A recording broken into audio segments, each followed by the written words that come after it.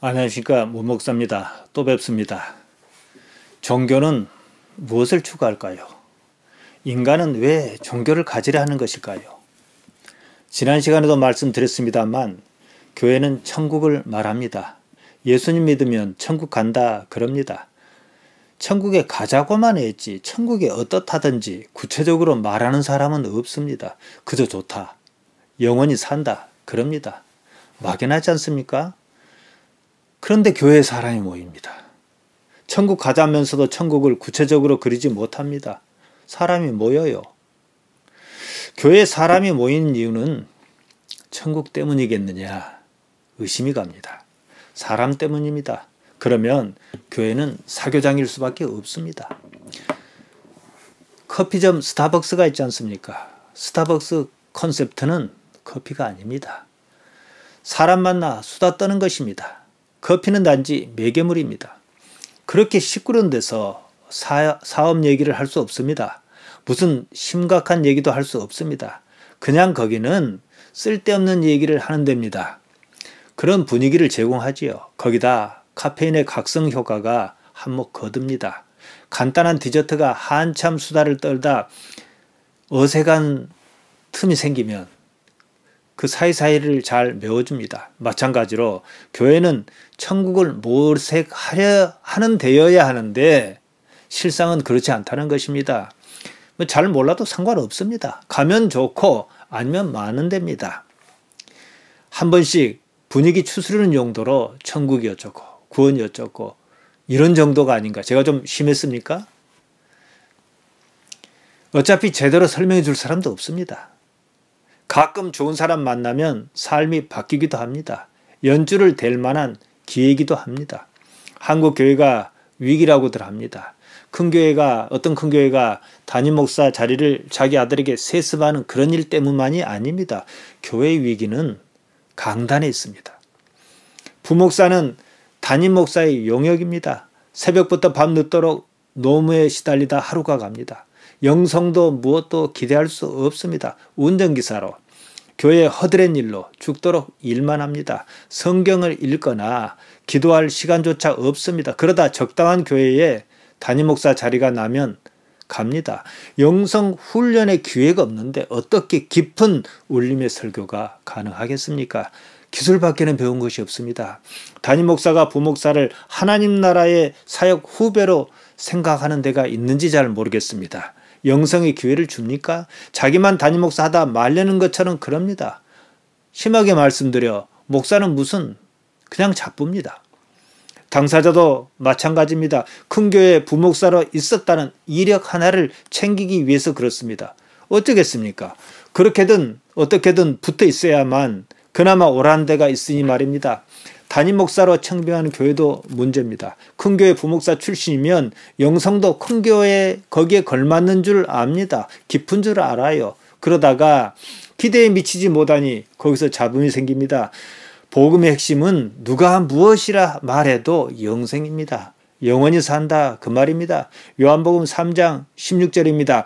하나님께서 세상을 이처럼 사랑하사 독생자를 주셨으니 이는 저를 믿는 자마다 멸망치 않고 영생을 얻게 하려 하심이라 그랬습니다. 영생 조엔 아이오니온 영원한 삶을 말합니다. 아무리 강조해도 지나치지 않습니다. 그러면 영생을 생각해야 해요. 찾아야 합니다. 자기 방식으로 어떻게든 내가 어떻게 영생할 수 있는지 방법을 찾아내야 해요.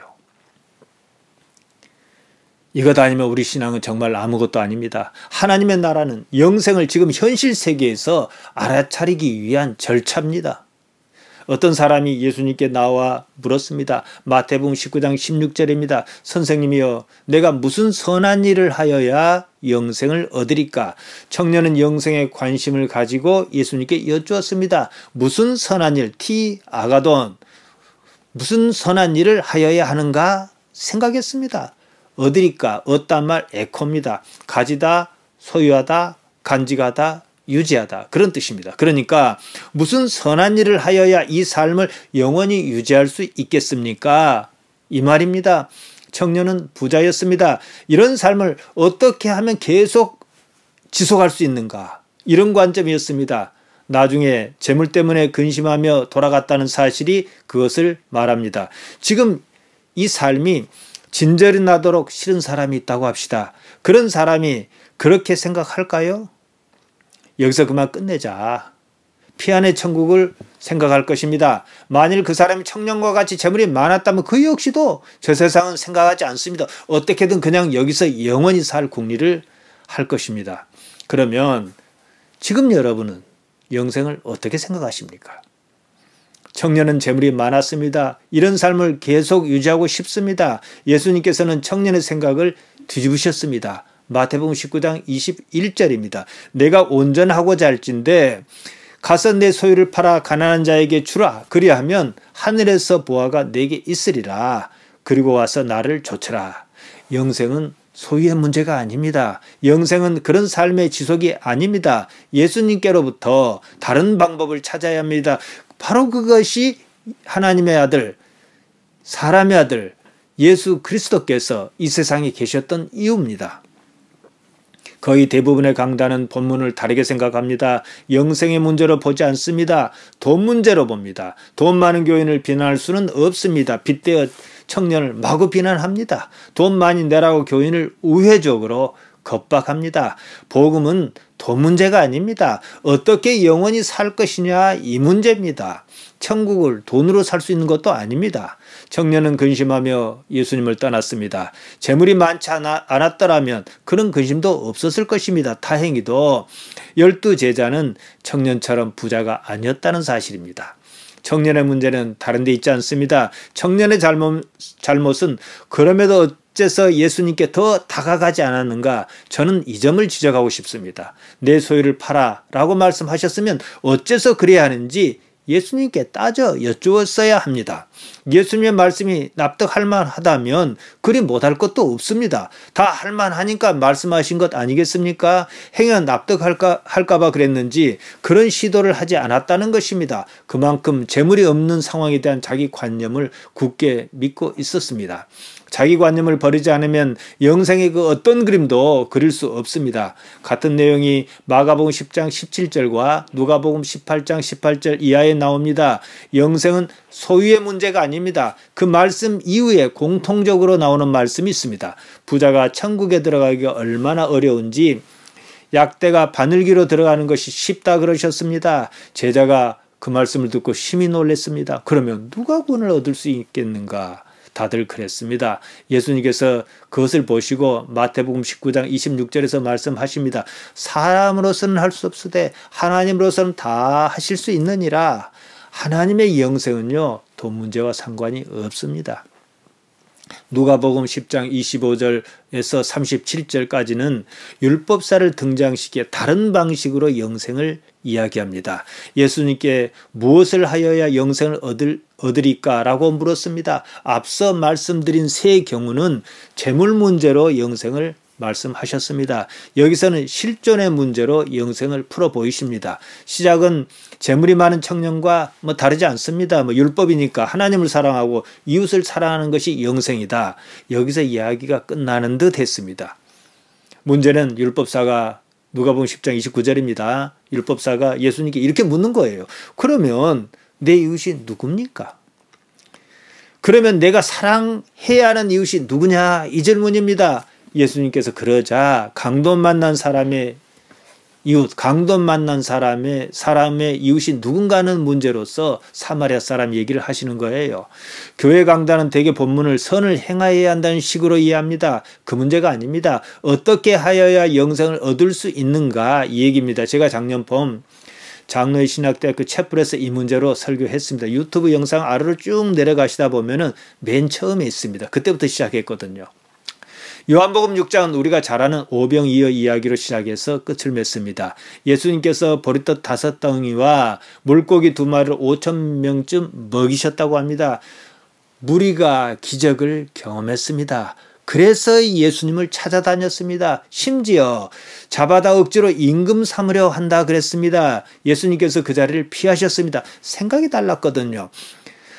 사람이 예수님을 찾아다닌 이유는 우리식으로 얘기하자면 복 때문이었습니다. 복 받으려 그랬습니다. 그들은 예수님의 생각이 자기들과 다르다는 사실을 확인하고는 예수님을 떠났습니다. 요한복음 6장 66절은 이렇게 기록합니다. 이러므로 제자 중에 많이 물러가고 다시 그와 함께 다니지 아니하더라. 더 볼 일이 없거든요. 12제자 말고도 제자가 더 있었습니다. 다시 함께 다니지 않았다고 합니다. 예수님께서는 그 상황에서 12제자에게 말씀하십니다. 너희도 가렸느냐? 베드로가 대답합니다. 요한복음 6장 68절입니다. 주여, 영생의 말씀이 있으면 우리가 누구로 가겠습니까? 가오리까? 사실 지금에 와서는 달리 방법도 없습니다. 흐레마타 말씀이 조에스 삶의 아이오니우 영원한 에케이에스 있음에, 영혼을 말하는 아이온, 이 말의 어원은 항상 또는 처음부터라는 뜻인 아예와 같습니다. 따라서 영생은 처음부터 있었다는 겁니다. 그처럼 계속 있어온 영생을 지금 현실의 삶에서 어떻게 알아차릴 것이냐, 이 문제예요. 사도행전의 제자를 보십시오. 그것을 확신했기 때문에, 알고 있기 때문에 지금 이 삶이 그렇게 아등바등하거나 나쁜 짓 해가면서 뭐 어떻게 하거나 이럴 필요가 없었던 거예요. 목숨조차도 말이지요. 사람이 태어나고 죽습니다. 몸이 그럴 뿐입니다. 그렇다고 나의 본질은, 그것이 무엇이든지 사라지지는 않습니다. 오히려 삶에서 성장합니다. 인생이 있는 이유지요. 예수님께서는 요한복음 17장 3절에서 기도 중에 영생을 이렇게 말씀하셨습니다. 영생은 곧 유일하신 참 하나님과 그의 보내신 자 예수 그리스도를 아는 것이니이다. 안다는 말 기노스코입니다. 제가 수없이 말씀드리는 것입니다. 천사 가브리엘이 마리아에게 나타났습니다. 마리아가 동정녀 아니었습니까? 마리아가 천사에게 이렇게 말합니다. 누가복음 1장 34절이에요. 나는 사내를 알지 못하니 어찌 일이 있으리까? 일이 뭡니까? 임신하는 일요. 사내를 알지 못하니, 남자 경험이 없는데, 이 말입니다. 알다. 그렇게 쓰였습니다. 기노스코 말이죠. 깊은 관계를 말합니다. 히브리 말로는 야다인데요. 똑같습니다. 의미가요. 창세기 4장 1절에 보면 이렇습니다. 아담이 그 안에 하와와 동침함에 하와가 잉태하여 가인을 낳고, 동침함에 야다입니다. 남녀관계를 말합니다. 영생은 하나님과 그의 보내신 자 예수 그리스도를 아는 기노스코 하는 것입니다.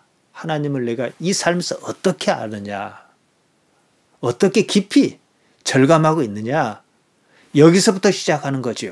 우리는 예수님으로 하여 하나님을 구체화하려 합니다. 지속적으로 관계를 맺습니다. 몸이 죽고 사는 일과는 아무런 상관이 없습니다. 우리의 지금 이 삶은 하나님을 깊이 알기 위한 과정입니다. 어떤 온전한 분량에 이르기까지 말입니다. 그뿐이에요. 인생에 이러고 저러고 하는 일이 많습니다. 이 때문입니다. 하나님께서는 영이십니다. 요한복음 4장 24절에 나오지 않습니까? 그 말은요, 몸이 없으시다, 그 뜻입니다. 몸이 없으시니 시공간의 제약을 받으실 이유가 없지요. 하나님을 중심으로 시공간이 움직입니다. 하나님께서는 언제나 현존되시다, 그 말씀입니다. 하나님께는요, 과거도 미래도 필요하지 않습니다. 항상 계시는 그 존재 그 자체의 자리가 중심입니다. 사실 우리가 그렇습니다. 여러분 깊이 한번 생각해 보십시오. 나를 중심으로 시공간이 움직입니다. 몸의 죽음조차도 말입니다. 영생은 시공간을 넘어서는 실존의 문제입니다. 어떻게 현존자로 사느냐, 그 문제입니다. 우리는 놀이공원에 한 번씩 가지 않습니까? 처음 갔을 때는요, 그냥 천국입니다. 놀이공원의 콘셉트가 무엇인지 아십니까? 현존성입니다. 거기서는 생동감, 현장감, 실존감이 넘칩니다. 오로지 지금 여기에 살아있다는 사실을 듬뿍 느끼게 해줍니다. 걱정도 근심도 없습니다. 걱정 근심은요, 예상, 상상에 의한 것이거든요. 그게 필요하지 않습니다. 거기서는 시공간이 사라집니다. 오로지 현재의 사실, 실제만 있습니다. 영생은 그런 것입니다. 여기가 천국이란 느낌을 받았다면 영원한 생명의 상태를 말합니다. 영생은 천년만년 시간이 끝없이 지속하는 그런 시간의 나열 순서에 따른 그런 개념이 아닙니다. 시공간 개념부터 여러분께서 이해하셔야 합니다. 좋은 학문 있지 않습니까? 상대성 이론과 양자역학을 조금만 이해해도 이 문제에 대한 이해 폭이 훨씬 넓어집니다. 시공간은 중력에 따라 휩니다. 일정하지 않다 그 말입니다. 시공간이 경우에 따라 영에 수렴하거나 무한대로 확장할 수도 있다 이 뜻입니다. 확대하면 시간은 물론 공간도 없는 것입니다. 이건 시공간의 문제가 아니라는 거예요. 의식의 문제입니다. 양자역학 관점에서 본다면 관측 행위가 결과를 도출합니다. 결과를 관측하는 것이 아니라는 거예요. 불확정성입니다. 불확정성. 그런데 관측하는 순간 확정적으로 변한다는 거예요. 의식이 현상을 규정한다는 이해가 가능합니다. 우주는 본디 한 점이었습니다. 시공간이 따로 없었습니다. 영생은 시공간 밖에서 시공간을 넘어서는 문제입니다. 우리 존재의 시공간, 곧 우리 의식의 좌표는 언제나 지금 여기입니다. 그것은 그대로 영원합니다. 여러분이 실존의 시공간을 의식할 때, 여러분이 실존의 시공간을 의식하는 주체로 있을 때 여러분은 이미 영생하고 있습니다.